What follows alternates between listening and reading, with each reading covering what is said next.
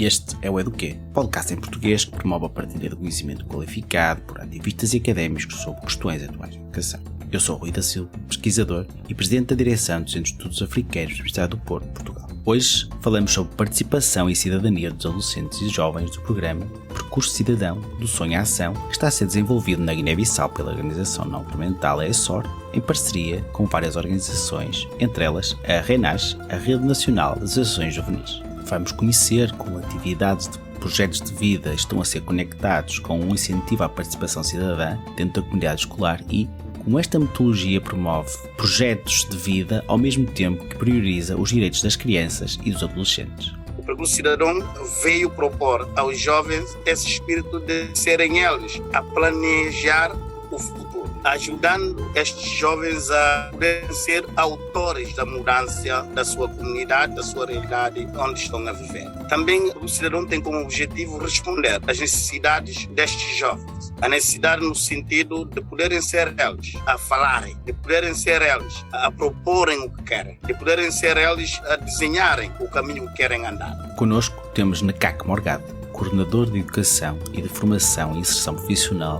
da ONG ESOR na Guiné-Bissau, e Lino Saco Mané, técnico do programa Percurso Cidadão, mas também investigador, idealista, ativista social e coordenador do Departamento de Ambiente e Desenvolvimento Sustentável da RENAS.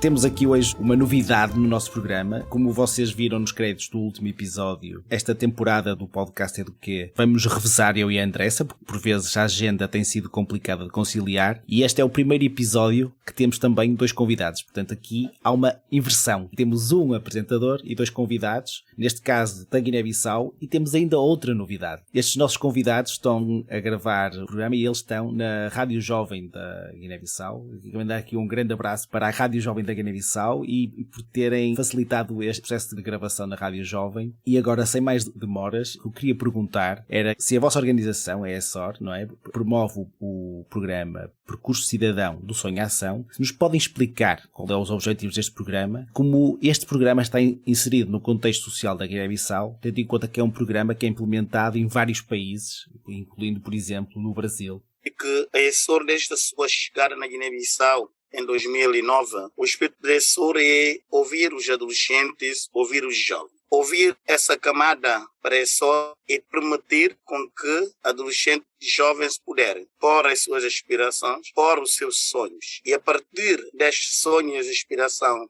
dos adolescentes e jovens, propor uma ideia para que esta camada pode iniciar uma vida de uma forma condigna. Porque muitas vezes nós esquecemos que é uma camada também que tem palavra, tomando em consideração a realidade socioeconômica, sociopolítica da Guiné-Bissau, em que no meio comunitário são os mais velhos que podem falar, são os mais velhos que têm que dizer tudo no sentido de orientar os mais novos. E o Percurso Cidadão veio propor aos jovens esse espírito de serem eles a planejar o futuro, ajudando estes jovens a poderem ser autores da mudança da sua comunidade, da sua realidade onde estão a viver. Também o cidadão tem como objetivo responder às necessidades destes jovens. A necessidade no sentido de poderem ser eles a falarem, de poderem ser eles a proporem o que querem, de poderem ser eles a desenharem o caminho que querem andar. Também é no sentido, o objetivo também é no sentido de fornecer aos jovens uma ferramenta que lhes permita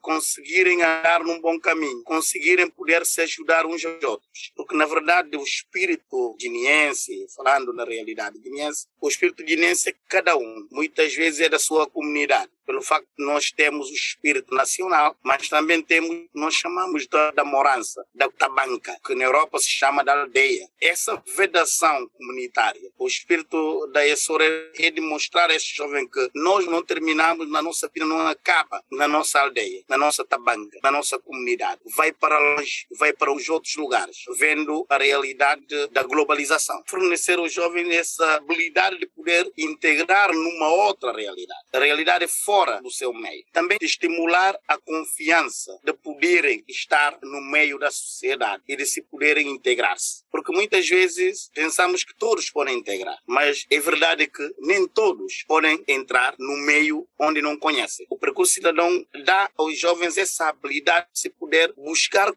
integrar onde chegar. Porque o chegar é uma outra coisa. O estar que é importante. O saber entrar, o saber enquadrar-se. É melhorar o nível de conhecimento e de competência desses adolescentes, porque os temas que são abordados no Percurso Cidadão são temas da atualidade, a sexualidade. Hoje pensa-se que é muito bom quando um adolescente cresce ter 3, 4 namoradas, ou ter 4 ou 5 namorados. Este poliamor e a poligamia, que na realidade africana, na realidade guineense, é muito bem conhecida, luta-se a mostrar aos jovens que isso tem a sua consequência. E como é que nós, enquanto adolescentes, podemos crescer no meio desta situação em que os nossos pais já estão metidos? Como é que nós podemos lidar com essa realidade e não ficar a pensar que isto é que bom? E perceber que o poliamor, a poligamia, não é o que se ajuda no desenvolvimento integral da pessoa humana. Também luta-se melhorar nos adolescentes e jovens aquele espírito de pensamento crítico. Como eu disse no início, para um guineense, no meio onde está uma idade adulta, mais novos não podem falar, mesmo com uma ideia boa, mesmo tendo uma ideia que pode ajudar o seu meio, a sua comunidade a crescer, não se deve falar no meio da pessoa adulta. Obrigado, Necaxi. É interessante esta vossa abordagem, mas pode-nos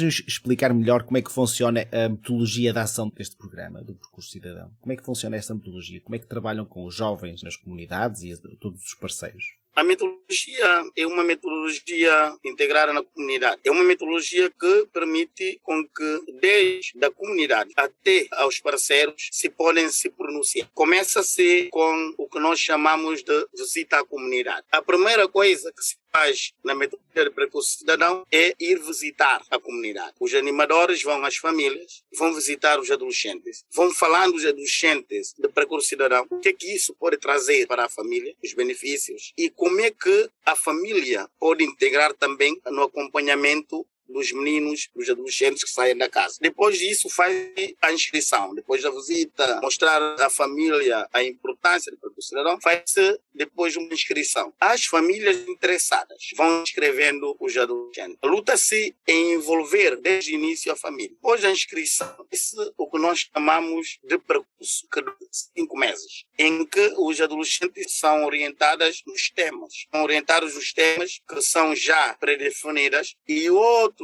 temas que se pode se integrar. E nesta dinâmica de Percurso Cidadão de 5 meses, faz-se o que nós chamamos de visita domiciliar, que quer dizer que os animadores que são formados vão à casa destes adolescentes para perceber se o que estão a receber nas oficinas do Percurso Cidadão está a refletir na vida destes adolescentes. Nesta comunicação, ou diálogo com a família, permite-se perceber como redirecionar os adolescentes para uma conduta social, para uma conduta da vida integrada. Depois disso, faz-se o que nós chamamos de educação parental. Os temas que são abordados com os adolescentes também são abordados com a família, para permitir a família poder andar-se no mesmo nível com os adolescentes. Porque muitas vezes nós pensamos que o que se dá, o que se fala na oficina, os pais têm que se adaptar a isso. Achamos que, na metodologia do Percurso Cidadão, que os pais também devem ser formados. Formados no sentido de poderem debater sobre o tema. E a regra geral é aquele espírito adolescente a ensinar o adolescente, do jovem ensinar o jovem. É um debate aberto, um debate em que não existe o animador, está lá como uma pessoa orientada, não uma pessoa que direciona,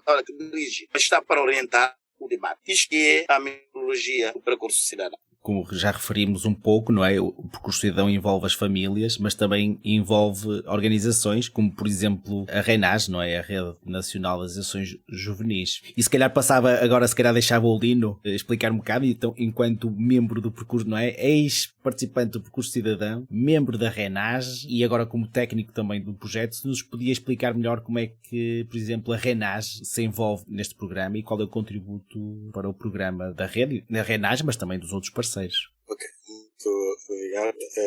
Também vou aproveitar espaço para agradecer a reação da Rádio Jovem, porque a comunicação depois vai ser transmitida e isso é muito bom. Só dizer que a RENAS é uma organização que podemos dizer que é uma rede que congrega 81 organizações dentro dela. Tem 81 organizações, aliás. A RENAS tem como missão que é promover a ativismo juvenil como uma forma de combater a pobreza e o desenvolvimento social. Então, na nossa opinião, isso seria possível com a envolvência dos jovens na tomada de decisão, mas também, antes de mais, prepará-los. Eu Em 2017, trabalhei como estagiário do PC e também fazia outros trabalhos com essa.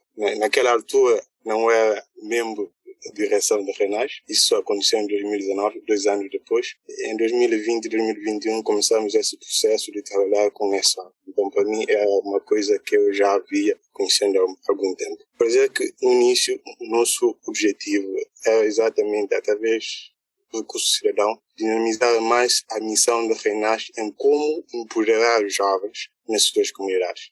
Isso aconteceu porque a RENAS também tem um espaço de educação não formal que acontece todos os anos em agosto, que é a Escola Nacional de Voluntariado, diferentes oficinas. Mas é um pouco diferente porque é realmente direcionada aos adolescentes de 14 a 18 anos. Nessa outra é uma missão de RENAS porque é uma coisa nova, mas não é uma coisa nova para mim, que eu já trabalhei com questões de organização. Porque o cidadão consegue, nessas comunidades, já agora com Bairro de Boa e com a Grace. A Grace significa Associação Guinense de Reabilitação dos Cegos. O Percurso Cidadão está a ser implementado em parceria, em colaboração, em estreita sintonia com essas organizações. Em Bairro de Boa acontece 2 vezes por semana, às quartas e sextas-feiras, e com a Grace acontece no dia sábado. E nós, enquanto RENAS, eu, enquanto técnico, faço o trabalho não só de preparar os animadores, mas também como realmente podemos, através dos conteúdos, durante 5 meses, trabalhar cada docente que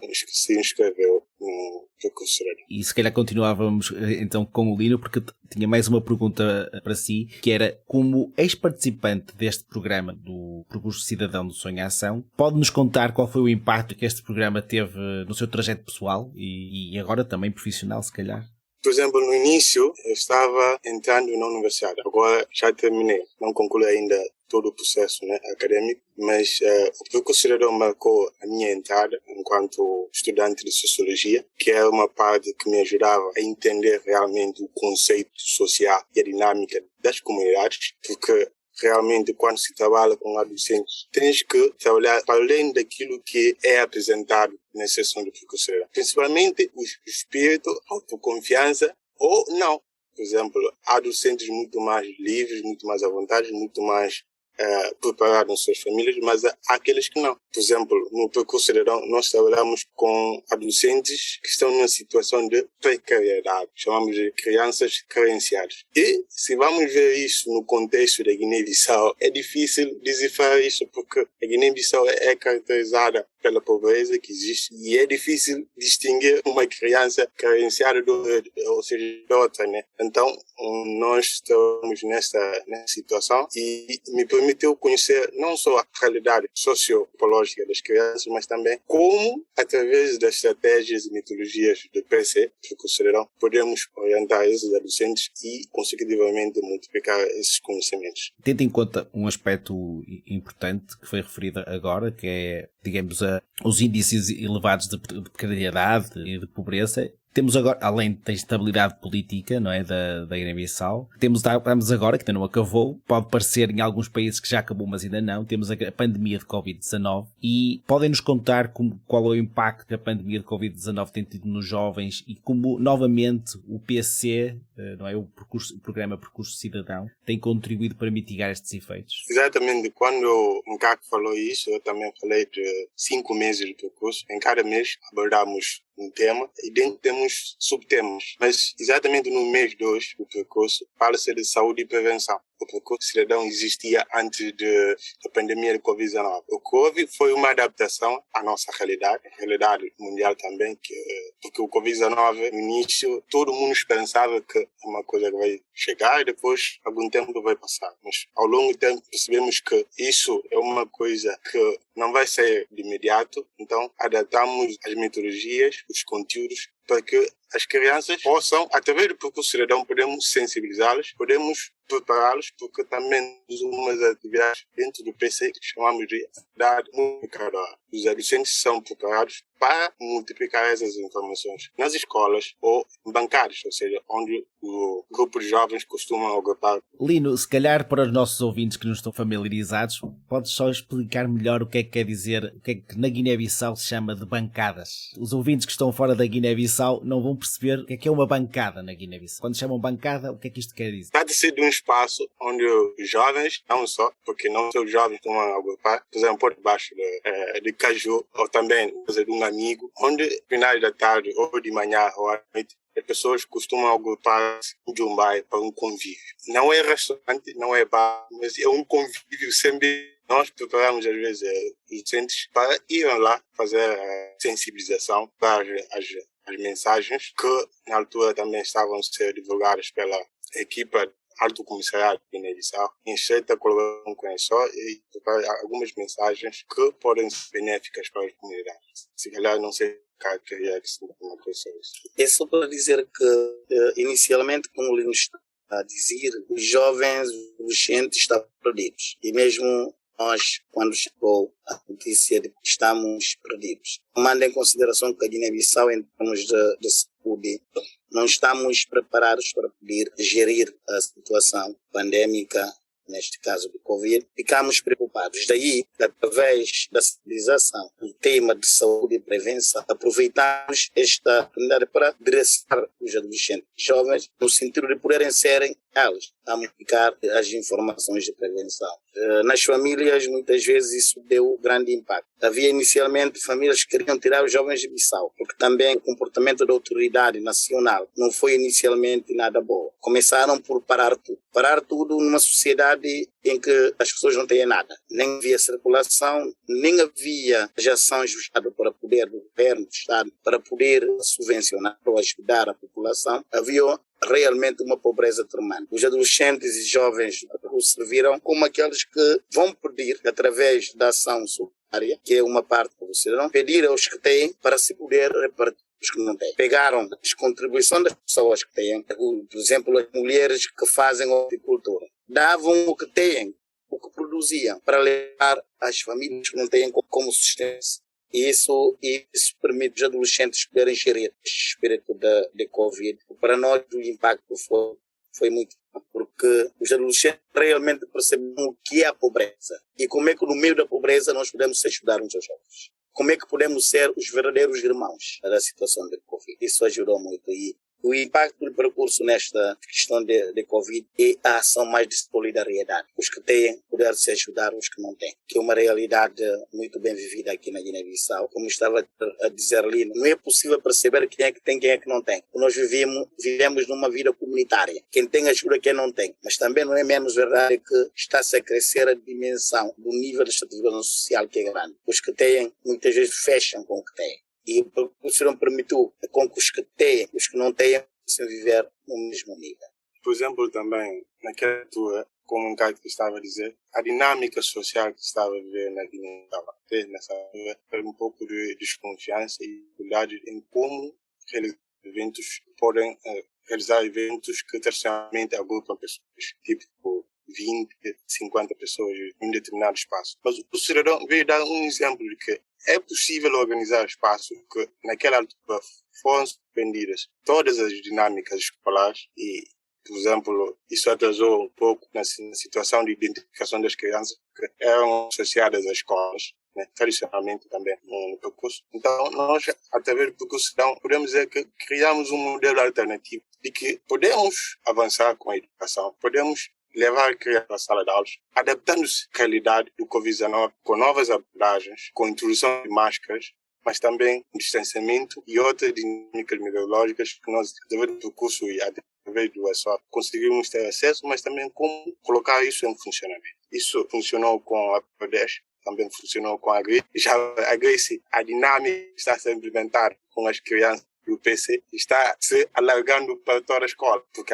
tem uma escola bem grande, tem outras crianças também com deficiência visual, que através das metodologias do PC, distanciamento e a própria dinâmica da sala, conseguiu adaptar essas metodologias e melhorar a situação das crianças na escola. Obrigado, muito interessante. Os nossos ouvintes hoje já ficaram mais familiarizados com outros conceitos, como como já falaram, as bancadas, o Jumbai, não é? O que acontece nas bancadas do Jumbai. Já o Nekak também há pouco falou das Moranças e desta banca, já é muito, muito interessante, não é? Estes nossos diálogos com vários interlocutores, não é? Conceitos e expressões de outros países circulem melhor e as pessoas conheçam. Mas agora, para finalizarmos a nossa conversa, e depois o Lino pode e deve responder, e o Nekak também, a esta pergunta, perguntem para os dois, tendo por base a vossa experiência e o trabalho que fazem no percurso cidadão do Sonho à Ação, qual é o conselho que vocês dão para quem está lá na linha da frente da educação? Quando dizemos linha da frente, quem está a trabalhar na educação, para os educadores, qual é o conselho que vocês dão? Tendo por base, até mesmo vocês já foram falando como o percurso cidadão, não é? Como as atividades do percurso cidadão ajudaram o regresso das crianças à escola e adaptarem-se às questões da pandemia. A educação formal e a educação não formal há muito tempo têm se complementando, né? Mas o que eu quero dizer é que, através da experiência do percurso cidadão, nós podemos tirar algumas lições. Primeiro é que a capacidade de produção do conhecimento das crianças e dos adolescentes, para ser mais específico, podemos dizer que não é a mesma coisa com outros membros da sociedade. Isso quer dizer que, dentro das nossas dinâmicas de ensino, devemos ter capacidade de criar estratégias para adaptar-se aos contextos que possivelmente podem aparecer a qualquer momento, como o Covid-19 apareceu, interrompeu todos os processos de ensino na Guiné-Bissau, porque não só aconteceu nos jardins e nas escolas secundárias, aconteceu também na universidade. Por exemplo, na minha universidade, ficou suspenso por quase meses funcionamento, porque não tinha estratégias e plano para adaptar. E o próprio Alto Comissariado e o Ministério da Educação não soube criar estratégias e planos de adaptar. A única coisa que faziam era suspender tudo, marcar outra data da abertura, depois voltar a aprender.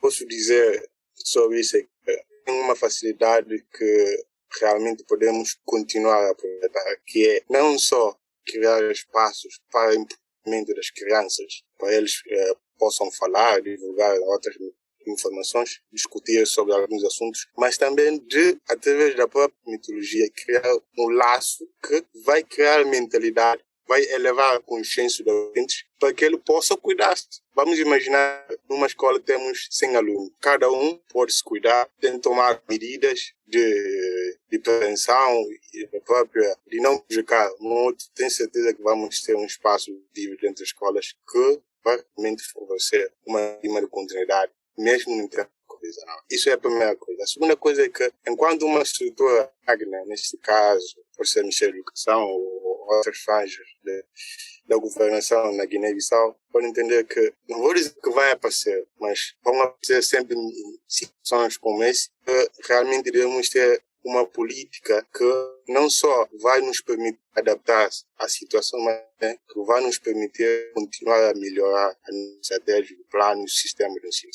Se calhar são conselhos que eu tenho e vou deixar para o Ricardo também. Eu gostaria de dizer que a educação deve ser pensada no sentido de preparar os jovens. Preparar os jovens para depois gerar a sociedade, viver nessa sociedade. O que nós na Guiné pensamos educação nessa realidade é que é só dar os conteúdos que já são programados. E muitas vezes nós não pensamos de que as realidades mudam. Nós não pensamos que a dinâmica social e nós não adaptamos a esta realidade. Estamos num mundo em que, como disse a Unesco, através da educação para o século XXI, que é no sentido de preparar os jovens para uma convivência social. O aprender a conviver, aprender a ser. Isto é que deve ser a nossa dinâmica de ensinar. E nesse cidadão perceber que os nossos governos devem pensar nos jovens para a sociedade. Não nos jovens para serem instruídos como pessoas que reagem de uma forma mecânica. Isto é matemática, 1 mais 1 é 1. Não. Como é que 1 mais 1 pode ser 1? Como é que na realidade social pode ser interpretada e pode ser vivida? E quando nós estamos a pensar a educação, devemos pensar a educação no sentido da convivência social. Porque todo ser humano preparado na escola vai vivendo numa sociedade. E essa sociedade, hoje, não necessita de quem é mecanicamente instruída e quem sabe relatar com ela. Daí é que entra a educação não formal. E que também sempre entrou a educação informal. Viver onde nós estamos.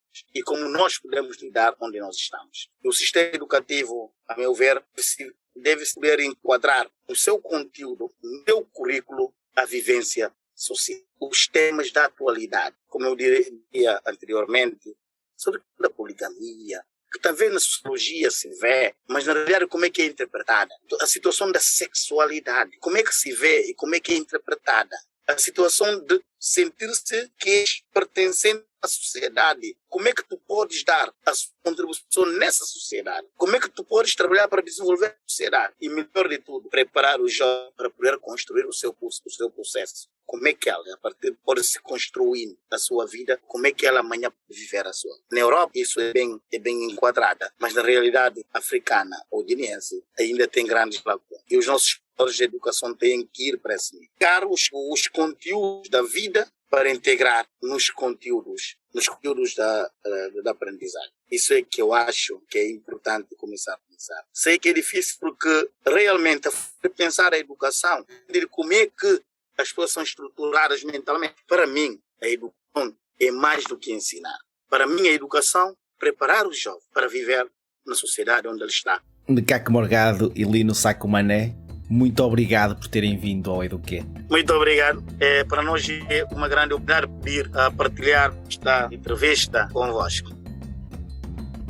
Você pode aceder ao manual do programa Percurso Cidadão do Sonho à Ação em www.esorifan.ong.org/pt/casa. A transcrição deste episódio está disponível no site da campanha e traduzida para inglês no site freshedpodcast.com. As opiniões expressas pelo programa correspondem apenas às dos apresentadores entrevistados e não necessariamente representam posições institucionais de Freshed e Campanha Nacional para o Direito à Educação. Se você gostou do Eduquê, por favor, faça a sua avaliação. Marque as 5 estrelinhas para o Eduquê na sua plataforma de podcast favorita. Isso nos ajuda muito, muito mesmo. O Eduquê tem produção executiva de René Simão e Will Brem, Mariana Caselato, José de Lito Neto, Rui da Silva e Suzanne Verse são produtores. A música original do Eduquê é de Joseph Minadeo, do Patron Based Music. O Eduquê é financiado pela Open Society Foundations, pela NORAC, que é a rede de políticas internacionais e cooperação em educação e treinamento, pelo Instituto de Educação da University College of London e por ouvintes como você. Faça a sua colaboração em freshedpodcast.com/donate ou direitaeducacão.colabore.org. Obrigado pela atenção. Aqui quem fala é Rui da Silva, pesquisador e presidente da direção do Centro de Estudos Africanos da Universidade do Porto de Portugal. Estaremos de volta no mês que vem. Até lá!